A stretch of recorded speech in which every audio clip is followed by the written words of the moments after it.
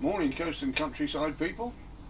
Remember in the last video I said there was something coming and there's nothing we can do about it? Well, this is it.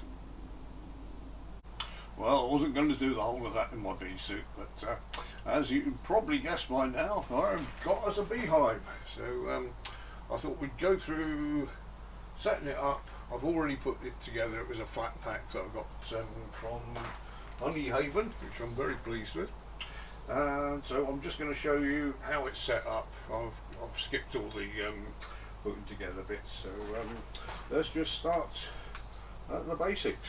I had hoped to do this in situ outside where I'm going to put it around the back of the netted tunnel, but there's too much wind today so it wouldn't work with the microphone. So we're in the cactus house and we'll set it up in here and then I'll move it to outside. So right. First off, we've got the base. Now all these bits are covered in beeswax, so you don't need to put any preservative on. It's a natural thing and the bees won't mind it at all. It'll be lovely for them. So the base came as it was. You didn't have to do anything with that. You put in this reducer, which has got a wide part for the bees to go through in the summer when they're busy and to and fro in, lots of bees there, and then you just simply turn it round when there's not a lot of pollen around, when all they've got to do is protect the honey they've got and keep predators out. There's a very small hole that only one or two bees can get through and they can guard that easily, so in the winter you turn it round. I may have to put a couple of nails in to stop that slipping back into the hive. I'm not sure yet. I'm just going through this and setting it up. I'm not a beekeeper yet, I'm just learning, so bear with me. So next thing, the brood chamber, which is the first one on. These are dovetailed. You just have to slot them together. They're all flat packed and they went together very easily. You got the option of putting nails through, but I haven't yet. I don't see the need at the moment. If they jiggle about at all, then I could put a couple of nails in, but I'm not too worried about that at the moment. So having put that together, you then put the combs together, which these are plastic inserts. They've got I'll bring it a bit closer to the camera so you can see. They've got a pattern on there that the bees can build up their wax combs on. These simply slot together and put a bit of glue on each one, a bit of wood glue, so that holds them all firm. I did this yesterday, so they've set very nicely. And I think we've got 8 of those in there, which we can bring nearer to the camera as well so you can see. They all fit in there. That's quite a weight as it is without any bees getting in there. Now the idea is the bees will, the queen will lay her eggs in this chamber, and the honey will be in the what is called the super. The next one up will come to that in a minute. But this just, when you put that together, fits on top of there. That fits lovely, and then your reducer goes in there, so basically there's no gaps all the way around. Only the bees can only get in through the slots there, and no predators can get in, which is what is good. So having done the brood chamber, you then put this on, which is called the queen excluder. This is small enough for the worker bees, the girl bees, to get through, but not it won't let the queen through, so that goes on top of there. So queen will stay in this chamber, lay the eggs. If the queen was to get into the super, the honey chamber, then she might start laying the odd eggs in amongst the honey, and you really don't want that. So you keep all your brood in there. So then this one, you'll bring it closer, not much different to the other one, just a bit narrower, again with all the combs in there, and that just goes on top of there. So only the worker bees can get into this one. Again, little things for the bees to write on there. I'm trying to remember the right terminology. The bees will write onto that. And then on top of that, just the lid keep them in. I've seen on some videos that they put a layer of Celotex or insulation on top of that. I'm not sure about that yet, so something I've got to learn more about. I'll say I'm only learning at the moment. This was just something we decided to get together, and this is the lid. As you can see, it's a nice sheet of looks like galvanised tin on top of that. Again, all coated in beeswax and lovely. And this fits on top of there.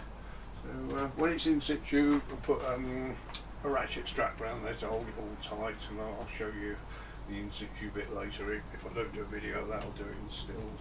And with it came the bee suit, as you see, you saw, and this pair of gloves that got elastic on the top there to stop the bees getting in. You get a smoker, some smoke pellets, and this is for, I'll show you how this works. Take this off. In fact, I'll show you some of the other tools as well. These are for moving the frames, joggling, because the bees will get in there and they'll put wax everywhere and make it all gummy, so they'll stick. So those are for moving things in and out. Not quite sure what everything's for yet, I'm still finding out. But this, that's for lifting out the frames. Simple as that. Holds that. And this, when it's got honey in, will get to quite a weight. It's probably why it's a bit smaller. So you'll be bending over and lifting quite a few pounds off there, so it's not as light as it seems. So very good. There's a few other odds and sods came with the kit. A nice little brush when you're opening up to inspect it, and you have to do regular inspections. This is just to gently brush the bees away so you don't hurt them. And when you're putting things together, you've got to be very careful you don't crush any bees, which you don't want. The smoker, a lot of people think that the smoker makes the bees drowsy. It doesn't. It just masks the scent, the pheromones they put out. If they think the hive's under attack, they'll put out a scent saying, you know, be alert, go into defense mode, and the smoke will just mask that. So instead of, it doesn't calm them down, it just keeps them calm, stops them getting upset, or hopefully stops them getting upset. So right, very pleased with this. So I bought it from Amazon. It's made by Honey Haven, and the whole kit comes together, and it was under £300, which I thought was very reasonable. And I didn't actually pay for it myself. I did it all through just doing internet surveys, as some of you know. I do those regularly, and I get Amazon vouchers and PayPal vouchers for them. If you're interested, I've got a bit on my website where you can find out more about that. So just ask me, no problem. I'm not trying to sell you anything. Yeah, that's it. I shall now move this to where it's going to be outside.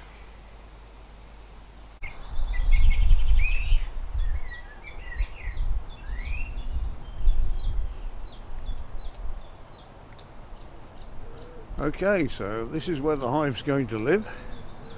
It's at the back of the netted fruit tunnel, and behind the small poly tunnel right in the corner, and it's already got the fencing up to shelter it from the north wind and the east wind around the veg plot there. And way off in the distance is the North Sea. You can just about make it out today. I've put this extra ground cover up around here, so I want to make this slightly taller, about 6 foot or so, to keep the wind off, or just run out at the moment. So, but this will be sheltered enough for now, and we've got some bushes growing along here, some grisolina, and we've got a crab apple tree I put in a few years ago there. So eventually there's going to be a hedge, same as that one, all the way down here. So it should be a nice sheltered area for the bees, and indeed the cats as well. I've told him he can't go up there, but I don't think he believes me. So what I've done, I've built a nice plinth here, a couple of big wooden blocks and a slab of cement, and this cargo strap round there is very important to hold the lid down tight. According to the videos I've been watching, you've got to keep skunks and bears away from the bees. So well, in this country, might be at least badgers.